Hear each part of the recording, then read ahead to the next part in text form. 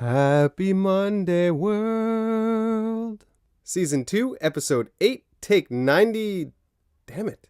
Season 2, Episode 8, Take 100. Recently was International Women's Day, so I'm dedicating this entire episode to incredible women around the world. In Iceland, it is now illegal to pay a man more than a woman for the exact same job. Equal pay is mandatory. Obviously, doctors and cashiers don't make the same amount of money, but female doctors and male doctors will make the same amount. Female cashiers and male cashiers will make the same amount. Absolute no offense to people who are doctors and cashiers. I was a cashier once in my life. I was never a doctor in my life. This new legislation started at the beginning of 2018. All of the marches and protests and hashtags you see going around in the world about equality are paying off. It's working. Changes are happening. The companies that do not pay equal wages will face major fines. If I was a woman in a country and the guy next to me was making more money than me for the exact same job, I'd be pissed. Now, in my personal opinion, I don't care what your gender or your sexual preference. If you do the exact same job, you get paid exactly the same. Just for our own entertainment here, let's list just some companies that are run by female CEOs. GM, IBM, Pepsi, Campbell's Soup, HP, Oracle, Staples, Ross Stores, Hertz, Yahoo, Mattel, and YouTube. There's a lot of badass female CEOs in the world.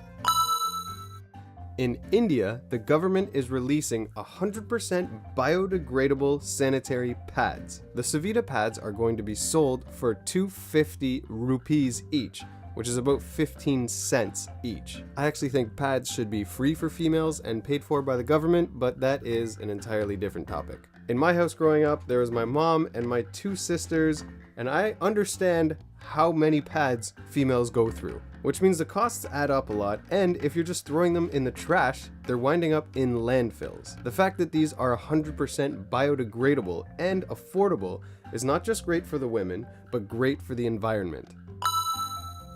Another story from India. There's a new rickshaw company that is only catered to women. 100% of the drivers are women, and they only pick up female passengers. In the past, it was only men that were driving these rickshaws. Women were fed up, so they started their own rickshaw company.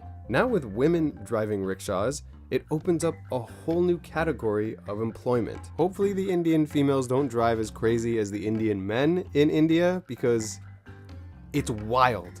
When we were in India, I saw the drivers just all over the lines, solid lines, dotted lines, going in the other lane. And I'm like, hey, do you pay attention to the lines in India?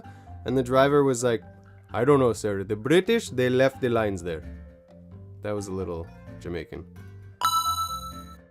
In Norway, the men's national soccer team realized that they were earning way more than the female national soccer team. And we're not talking a little bit of money.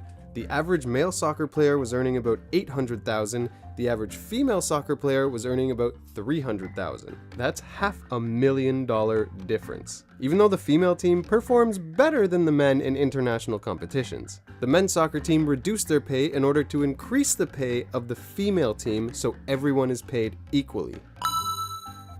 This is Lina Khalife, and she is the founder of SheFighter. She is a female boxer from Jordan. Now in Jordan, it's rare for a female to A, be an entrepreneur, and B, be a fighter. Lina has won over 20 medals in martial arts in different championships and tournaments, and now she has 5,000 students. She wants to empower women by teaching them how to defend themselves. The gym offers training in boxing, taekwondo, and kung fu. I don't want to penalize men, because it's not just men that do harassment and engage in physical activities. Females do too, so it's important for females to know how to protect themselves from other females as well. If any of you watching are females from the Middle East, you can look this up, and you can actually see if there's a SheFighter gym in your area. That's it for today's episode. Let me know which one of these stories was your favorite. There's hundreds of these stories out there, and I'm going to be including them in more and more good news episodes going forward. This one was just entirely dedicated to women from around the world. Have a fantastic week. and I'll see you next Monday.